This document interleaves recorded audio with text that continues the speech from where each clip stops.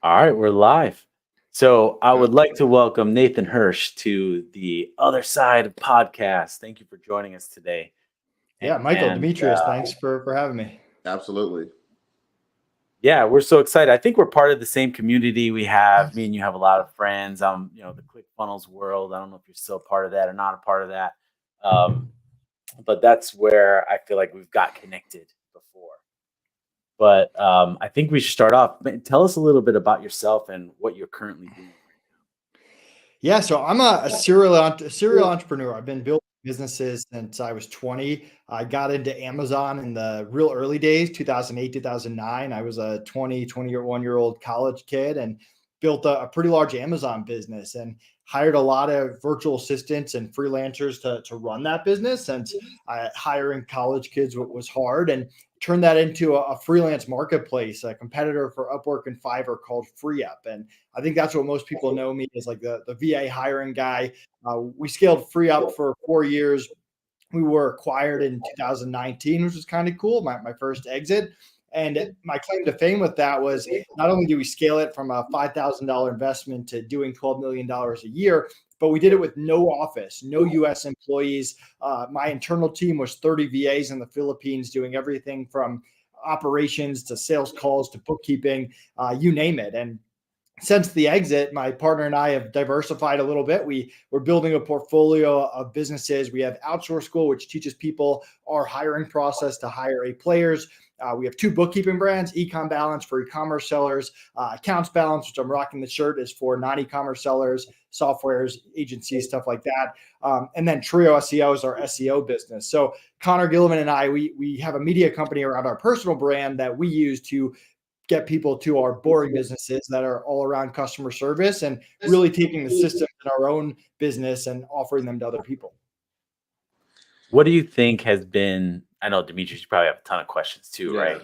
Go ahead. Go So ahead. yeah, well, I think we have a similar question because I have a friend that is trying to take on money and bring on investors. Have you ever had to bring on outside investments to help you scale your business? No, and I don't want to. To be honest, it's something that I think would stress me out. I don't want to go to sleep at night, being responsible for other people's money, even if it's private equity or they have a lot of money or whatever it is. I've never taken money from friends or family. That no loans, like that doesn't do it for me. And I mean, now I'm willing to invest a little bit more in businesses, but for years, like the Amazon business and Free Up, we started it with $5,000 and we just hustled our way to grow it. And even the companies now, it's not like we're putting $200,000 in. We're usually starting it off with 5 to 25K, maybe putting a little money if needed to get it off the ground, but then not really putting money in after that. So we're really interested in running like lean, profitable businesses that don't require investments. And I also just don't want to report to a boss. I don't want to have a board of directors that I have to report back to or listen to, or have anyone else in the decision-making process besides Connor and I. And I know there's plenty of smarter people than me that disagree, that have raised funding and gotten big businesses. I have a buddy that did that and ended up exiting and had a way bigger exit than me. But for me, I'd much rather bootstrap it. Yeah. Let me jump in, Michael, because, well, first of all, I want to talk about, you said something and it sounded like you didn't try to sneak it through. But I think most people missed it, where you said you have a media company that you and your business partner have to kind of push your personal brands so that you push people to your other companies. Literally, my brain, we've been talking a lot about personal branding, and Michael has multiple businesses. I have multiple businesses. And it's like, I'm like, is the best way to send people to these businesses is like me? And it's like, so I definitely want to dig into that. But before I get into that, I do want to kind of touch on something you just said. I have a company that we just very, very low investment from an investor, but we're beholden to somebody at this point. They're part of our company. They're part of our cap table now. And it's my first time in the startup world. It's like a baby company. It's not necessarily that exciting, but it is fascinating going through the process. And then my main company is bootstrapped. And like my theory at the beginning was what you said. What you actually did is not take anybody's money, like bootstrap. And I feel the pressure of this other company, even though it's not a huge investment. Like I literally feel this pressure, and it's almost like distracting to me. Uh, so I just wanted to like, I don't, is, I mean, have you've never done anything where you took any investment whatsoever? Is that what you're No, I saying? can tell you a story where I invested in this small company and Okay. they couldn't handle the pressure. They didn't like having to report to us and they broke. And I mean, sure, I'm sure that I do put pressure on people. Maybe I am intimidating, but from my side, we were pretty nice about it. And Yeah. I don't think we were asking for anything too crazy, but they could not handle the communication. They couldn't handle reporting to us. They couldn't handle having us in the decision making. And the guy had a little mental breakdown, which is serious, and ended up shutting the company down. So I've kind of seen both sides of it, and Wow. I get it. Like it's hard. Business is hard. Stuff doesn't always go the way that you want, and to be responsible not only for yourself but for other people's money, not everyone can handle that. Yeah. No, yeah, I think that that's the biggest piece. You know, I would say it's probably not the pressure of. I mean, I've been in some tough situations. I would consider myself a pretty resilient individual, but it is the fact that I just don't want to lose somebody's money. Right. I just don't want that a part of my reputation, or even just, you know, part of my entrepreneurial career is like I've kind of battled this whole like imposter syndrome. And until I got involved with a bunch of entrepreneurs that like especially Michael, it's like, bro, you like you're like one of the smartest people I know in this area, or you're competent in this area. That's you can stand on that. But I don't want to lose somebody's money. So And I'll even add to that. It's hard enough if you start working with an investor that's a good person and has high values. Never mind yeah, if you get in bed with someone that doesn't have that, or yeah, that you clash with, or doesn't have the values that you have, doesn't believe in the same vision. That becomes even harder. So if you're going to take money, make sure you're taking it from the right people.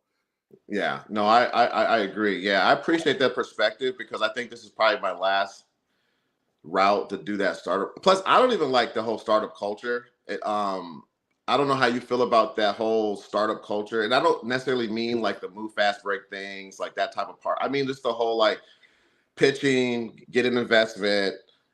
Companies aren't really necessarily have to be profitable. You're just trying to get the phases to bring in new investors, and then like it just seems like weird to me. Like I'm so used to just like a business, like you got to make money tomorrow. Like I got this That's idea, how like I I'm trying feel. to like make money like tomorrow. Like so, I don't know. Is that a part of it for you, or is it just as Definitely. far as I bootstrap? lived in Florida for 7 years and I was part of the entrepreneurship community there. And the thing that would frustrate me the most is people would be going through the pitching process and their mentality was like, once I get $400,000, once I raise $1 million, then I'll start selling the product. Then I'll do the market research. Then I'll do all this stuff. And for me, it's like, no, get it to market with minimum viable product. Do your research, talk to your ideal customers, try to sell it, prove you can actually sell it. And if you can sell it, everything else will take care of itself. But you don't need the money to start. And we've never lived at a better time to start a business. I mean, most businesses, you don't need tons of money to start. And a lot of the VC funded businesses aren't profitable anyway. And you end up with more of a job. So for me, you can get an MVP out there, proof of concept, and sell it with free up. We built like the crummiest software imaginable that tracked freelancer time, and that was it. And we just took it to market. But the service was good. People liked our value proposition. We built relationships, got customers, and then we invested into the software. So that's always been my mentality. Well, tell me a little bit about so like these one you started when you were super young, right? And I feel like I started when I was younger. I always had this ambition, um, but I didn't know kind of the route to go or what I should be doing. How did you kind of like find your path and your passion, and really how'd you even just get started? I guess. Yeah, I mean, no one really knows their path. I mean, for me, it was a lot of trial and error. I knew I didn't want to get a real job. I had 4 years of college to figure it out. My parents were not going to let me move back home with them, and I had a lot of jobs in internships going into college. I learned a lot about sales and customer service and business and managing people. Just because I had to, if I wanted a car, if I wanted a video game, whatever it was, I had to pay for it myself. So every summer, every winter, after school, I was always working, and I kind of got a glimpse into what life was like after college, and I didn't want any part of it. So I started off just buying people's textbooks as extra beer money, side money, competed with my school bookstore, created an Amazon account to sell these books. And I got a cease and desist letter from my college telling me to knock it off and stop competing with them. So that ended up being one of the best decisions that ever happened to me. I have this Amazon account. I couldn't sell books anymore. And I started experimenting. I would go to all these deal sites and go on Craigslist and see what I could find, what I could sell. And through a lot of trial and error, I came across the baby product industry, which was kind of funny with me being a 20-year-old single college guy. And I started learning like, hey, baby market's huge, right? Everyone has babies. Parents will pay anything for their kids. The stuff's easy to ship, easy to return, pretty light. And all these baby companies, these manufacturers, all these US baby manufacturers, they didn't know anything about e-commerce. So I went to them and said, hey, let me sell your product. You can keep my credit card on file. You ship the products where I tell you to, and I'll get the sales. And so I built all these really good relationships selling baby products, eventually branched out to toys and home goods a little bit. But that really became the Amazon business. And then through that business, learned a lot about hiring people and how unreliable college kids were, and hired my first VA and built a really good hiring process, which led me to my next business. And without kind of jumping ahead too far, like in that business, I learned a lot about monthly bookkeeping and clean financials, which led me to running a bookkeeping business. We learned a lot about marketing and SEO, which led us to building Trio SEO, our SEO business. So you kind of take what you learn from each company and use that to build future companies. Wow. Yeah, that's so smart. Nathan, how old are you? 34. Okay. You still look 22, so that's good. One thing to jump in on what you were saying about personal brand. So I was the face of FreeUp for 4 years. Everyone knew me as the VA guy, as the FreeUp guy. Connor, who's got a large social media presence now, was very behind the scenes. He didn't want to be part of it. He didn't want to go to conferences. He was doing all the marketing stuff on the back end. And for years, I heard you can't sell a business that you're the face of it. And obviously that wasn't true. We ended up having a good exit. But the key is I was out of operations. We had a great team, strong processes, good financials, systems for everything. It's easy for someone to come in and replace you as the marketing. Like they can come in with different marketing people, a bigger marketing budget, a different marketing strategy. All that is fairly easy to replace. But no one wants to buy a business where you're the fulfillment, you're the operator. So that's kind of the key is you can build businesses with your personal brand. It's one way to do it, not necessarily the only way to do it, but make sure you're out of operations and you're building the business to be sellable in all other aspects, clean financials, good processes, a team that can let you go on vacation, stuff like that. Oh, that makes sense. Oh, go ahead, Michael. No, I was gonna say on the. So you see the importance of building a personal brand, and it's funny because I'm going through this. Actually, I'm reading this book right now here called Create, and it talks about that. It's like, hey, we're going to talk about creating content, but it's really creating content around personal brand. And one example that they talk about is Elon Musk, right? It's like, Elon Musk has Tesla, he has SpaceX, he has all these other companies, and it doesn't matter what he does, like we follow him. Right? It's not necessarily the brand. So I guess when did you realize that, because you said like the kind of chronological order of things was like, hey, this thing helped me go to the next thing that helped me go to the next thing. When did you realize that personal brand was that important that you actually started a company around it? Yeah, it's a good question. I mean, the Amazon business, it started off very secretive, very secluded. No one knew what being an Amazon seller was. People thought I was running a scam. I felt like I discovered how to be an Amazon seller, so I didn't want to share it with anyone else. And that was the early years. By the end of the years, I was networking with other e-commerce sellers and posting a little bit more on social media. And when we started FreeUp, it was a lot of fun because it was our first B2B business instead of B2C.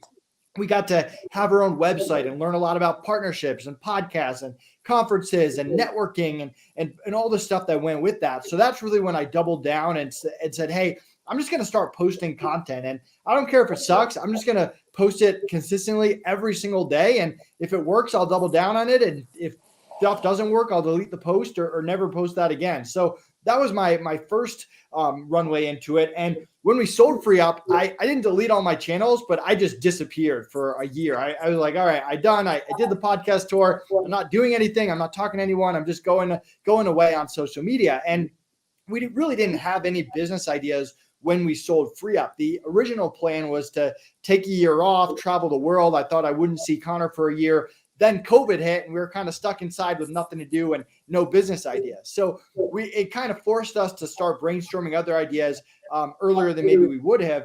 But we ended up building Outsource School as our first one, and then Ecom Balance was the next. And over time, we slowly started to post more on social media and kind of the idea of, hey, let's drive traffic with our personal brands. We did it with Free Up. Let's do it a little differently. Connor's going to focus more on SEO.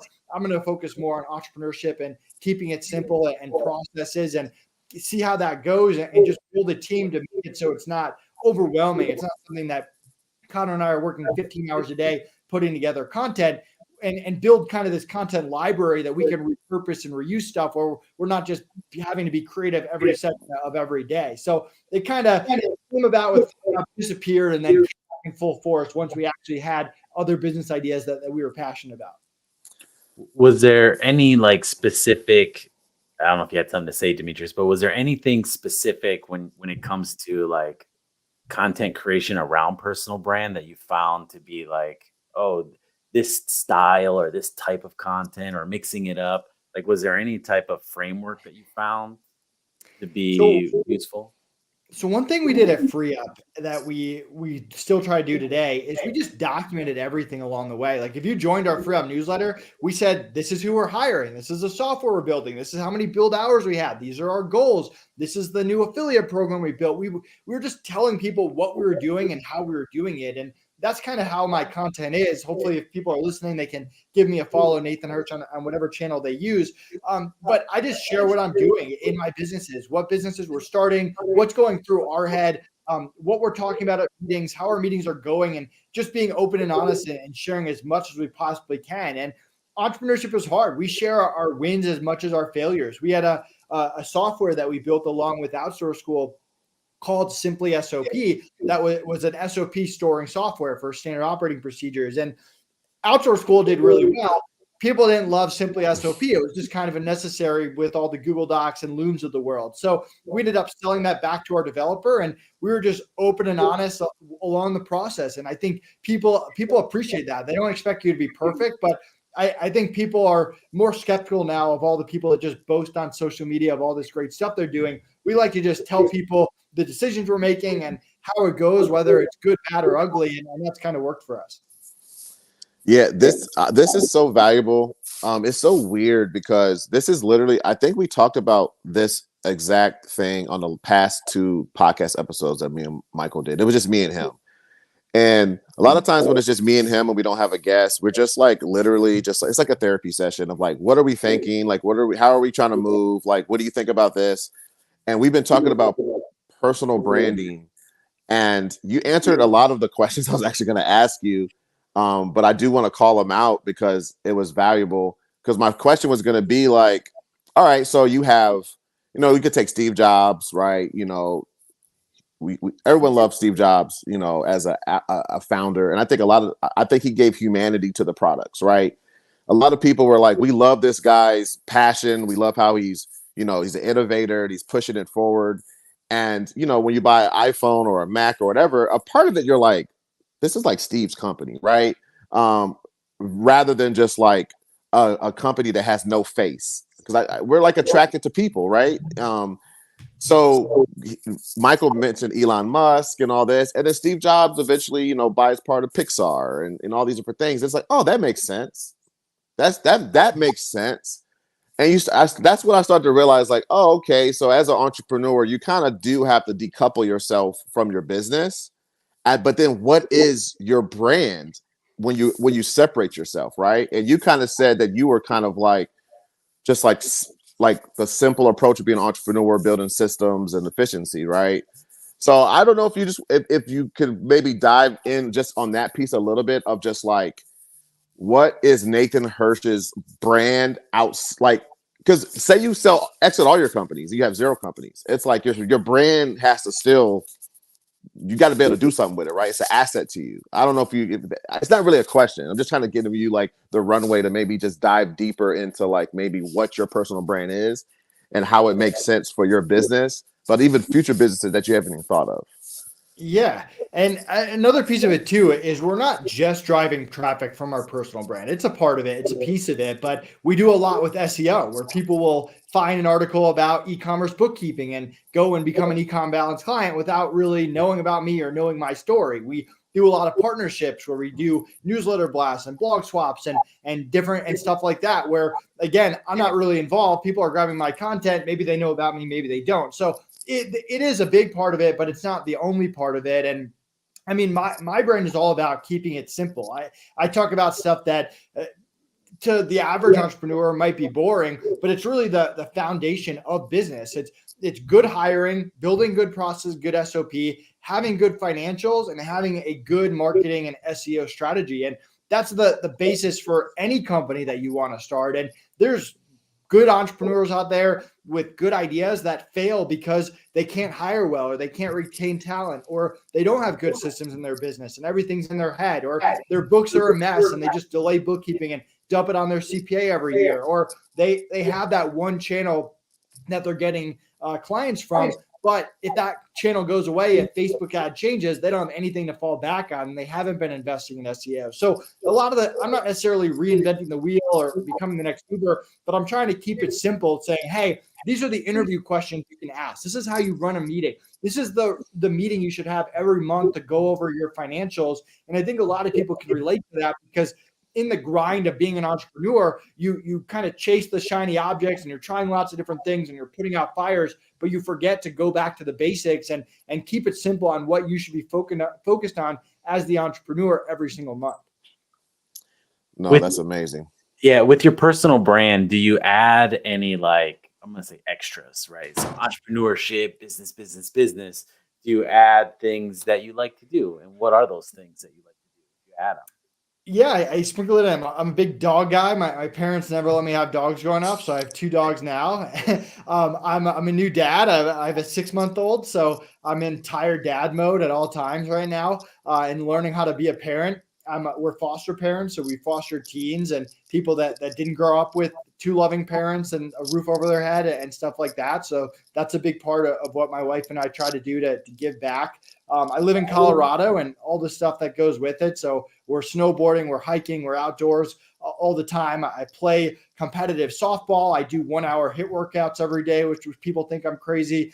So I try to share. I try to share as much as I possibly can in my personal life to kind of support it. And I've also just gotten better at work-life balance. In my 20s, I hustled. It was work 24/7. I was taking meetings on weekends, whatever it took. And now I stop work at 3 or 4 every day. I don't check my emails on weekends. I'm retired from conferences. I do 0 work travel. I say no more than I do yes, hopefully in a polite, respectful way that people aren't upset about. But I try to have as close to a balance as you can, keeping in mind work's always there. Like you're thinking of random business ideas.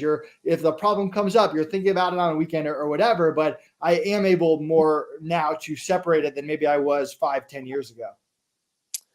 We know that problem. Oh yeah. We understand that. Do you think your business intelligence, because I'm sensing a lot of stuff that I would say I've learned over maybe the past 5 years. I've been self-employed 10 years. My situation's a little bit different. Well, I guess maybe there's no excuse. Michael will tell you, I'm just different. I think I'm mentally ill in some way, but it's okay. Stop it. No, I'm just joking. That's just a joke. So I have a daughter going to college next year. I have a 14-year-old starting high school next year. I've been married 18 years. And previous to being an entrepreneur, I was in the music industry. So I did the whole record label, sitting down, signing deals, all that type of stuff. So I felt like when I finally got into entrepreneurship, like I was like doing like a slow burn. So I was like slowly learning lessons, and then I would get burned, and then I would recuperate slower just because I just had a lot going on in my personal life.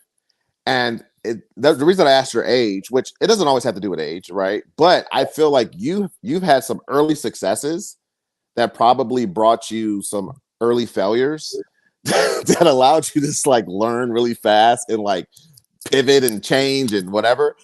Do you think that that's what it is, that what brought your business intelligence? Like, I'm just curious to like, is it learning? Were you like trying to like read books? Like, I'm just curious, like, how did you, because you seem everything you're saying, like, I want to write down and just like incorporate into my life. Because it's really, you're giving me the answer to stuff that I've been thinking about, right? That I feel like in my heart I'm right about, but I feel like you're giving me a little bit of courage to be like, hey, this is how you do it. And I'm 40 years old, so I have no problem learning from somebody who's younger than me, because I feel like you just have a lot, maybe more business experience than I have.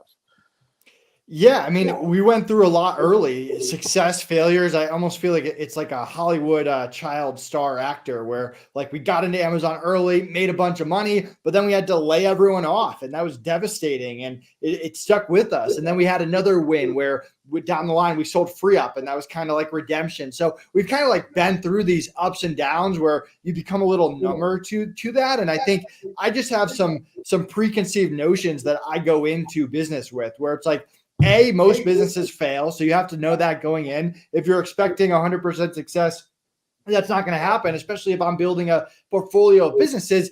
Hopefully none of them fail, but the chances are at least one of them will. And I have to kind of know that going in. Business is hard. You never really know what you're doing. You're taking educated guesses. And just because you had success in the past or something worked in the past doesn't necessarily mean it's going to work in the future.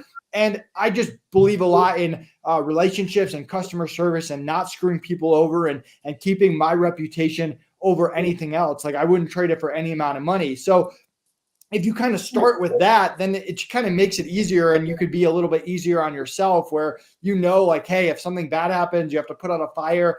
Okay, you're not going to be homeless. It's not the end of the world. You're going to figure it out. And on the flip side, if things are going really well, you land that big client, you whatever, hey, like, let's stay humble. Things can change quickly. Let's stay focused on the simple stuff and keep making good decisions going forward. So I think that's kind of helped me. But I mean, I might sound good on a podcast, but all the insecurities that you guys have, I'm sure I have them too, like on some level. Like you never stop doubting yourself on some level. And there's a real chance, like after we sold Free Up, that could be the best thing I ever do, for all I know. Hopefully it's not. Like I'm going to keep working hard, but that's just a real thing. But you got to put it in perspective. Most people don't end up selling a business, don't reach that point. And whether that happens when you're 50 or 29, when it happened to me, doesn't necessarily change anything in the game. So I try to kind of zoom out and look big picture. And my business partners, you guys are talking about therapists. My business partner is kind of like my therapist. When I get doom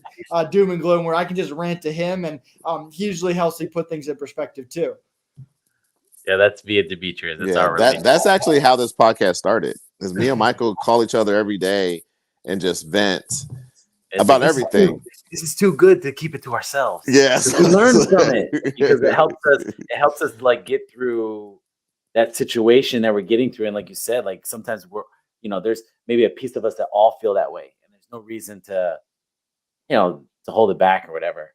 So, but you are, I sense the same thing. Like if you say business intelligence is so your IQ, I would say, is extremely high on that sense. So when I think of those things, there's a lot of trainings that I've done. There's a lot of books that I've read.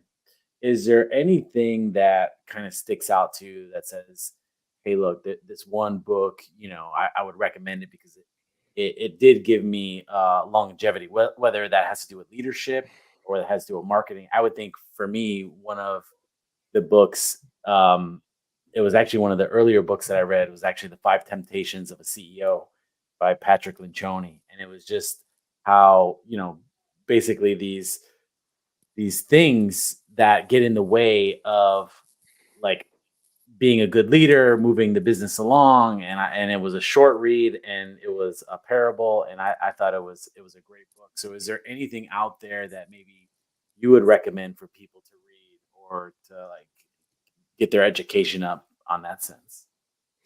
Yeah, I mean, the 4-hour work week is a classic. I'm sure everyone says that, but that was probably one of the first earlier business books, especially as I was hiring virtual assistants. I have another book behind me, Tools of Titans by Tim Ferriss. It's a good one that kind of gets into everything from wealth to health to business to all of that. So that's a good one. I mean, the real truth is I'm a big believer in like trial and error and learning stuff yourself. Like that's the fun for me as an entrepreneur. I prefer to do that, even though sometimes maybe it is better to learn from other people. But I feel like sometimes you get into groupthink where you're trying to follow what everyone else is doing instead of figuring out your own way to do things. So I don't know if that's a great answer, but that's kind of No, my mindset. that's a strong answer. So I have a marketing agency and we focus on paid ads. And I've been a part of the Two Comma Club thing for 4 or 5 years now. And so I get a lot of referrals from them. And I always say, like, I am a ClickFunnels fan. I love Russell Brunson. I'm like all that, but oftentimes they try to like put themselves in that box. And a lot of the clients actually, we kind of do things a little bit outside of just that framework and they get more results from that, which we just plug in. Now there's still elements of certain things that we follow from, that strategy, but depending on like the product or depending on the business itself, sometimes other strategies don't need a funnel. Like it just be a lead form. It doesn't got to be all this crazy stuff. It's like, hey, we could just get the appointment right away, and then they book the call. So I understand sometimes falling inside of a framework is not always the best way. Right. Yeah, for sure. Okay, speaking of frameworks, universal laws. One of my favorite uh, law is Occam's razor. And you mentioned something before about assumptions, making you don't know if your business is going to work. You're assuming, you're testing theories, right? And one of my negative aspects of my superhuman ability, because I realize we're all on the spectrum. What makes us good, also too much of it can make us bad. So I get caught in like a weird cycle sometimes with my mind. Like I'm too philosophical and I get caught in the philosophical space of business. And sometimes it's just like, just do it, So sometimes I basically overthink things. So I've fell in love with some just like certain frameworks and universal laws that just remind me like, one is, I think this is a real one, but keep it simple, stupid is one that I love. But the Occam's razor is just like, hey, the simplest solution is probably the best one rather than the complex solution. And a lot of times when you make complex theories, you're stacking assumptions on top of assumptions on top of assumptions. So it's like a house of cards. And that was literally what I used to do. Another one from Warren Buffett, or it could have been Charlie Munger, is just like the circle of competence, right? Like there's a draw circle. Inside that circle is what you are strong at. Outside that circle is where you might need to hire other people or get A+ players and all that. Is there any of those type of little things, like, I don't know, like little frameworks or sayings or little things like that you just kind of either fall back on or just they're your favorites that maybe you can share? And it could be just anything like that. Yeah, I mean, those are good. I definitely believe in keep it simple. That's part of my brand. I definitely believe in delegation. That's a lot of what we teach at Outsource School and what I do in my businesses. And Connor and I kind of figure out what we're both strong at and what we should focus on and what we should hire out for. So believe in that too. One my mom always said growing up was just work hard, play hard. And I feel like I resemble that. Like I try to treat business as a game and work hard when I'm working. And if I'm playing competitive softball on the field, like I'm going all out. That's just the kind of person I am, even if it doesn't matter. Like I'm sure my wife would tell you softball doesn't matter. So that's just like in my personality to go hard in whatever you're doing for the good or for the bad. So yeah, I don't know if there's any other ones outside of just like relationships and treating people well. And like you'll never find me posting anything negative on social media or bashing people. And I've been screwed over plenty of times, just like any other entrepreneur can. But to me, it's like you move on and I don't know, don't hold grudges. So that's kind of part of my that's just thing as well, is just try to end everything on good terms, even if it's something that is outside of your control, or maybe if you mess up, just take responsibility and make it right, even if you lose a little bit of money. Like all of that is my overall mentality as a person and in business. I love it. I just want to add one little piece on it, and Michael, you can go jump in. I just feel like everything you said, I love, and the main reason is I'm getting all types of emails. Oh my gosh. Is it kind of is liberating for my mind, because when you go into situations and there's always like a one-off situation, or you have to redesign your approach every time this thing happens, right? Or you could just say work hard, play hard.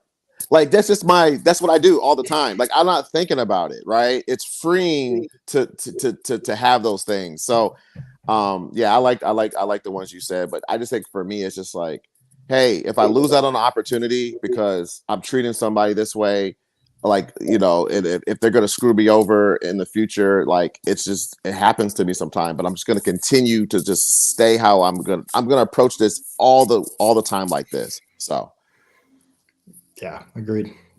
Yeah, for sure.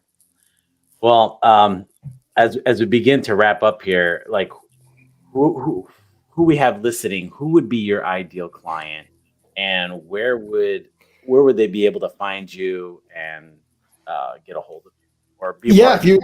Yeah. if you enjoy this content, find me Nathan Hirsch on any social media channel, whether it's LinkedIn, Instagram. I'm posting content daily.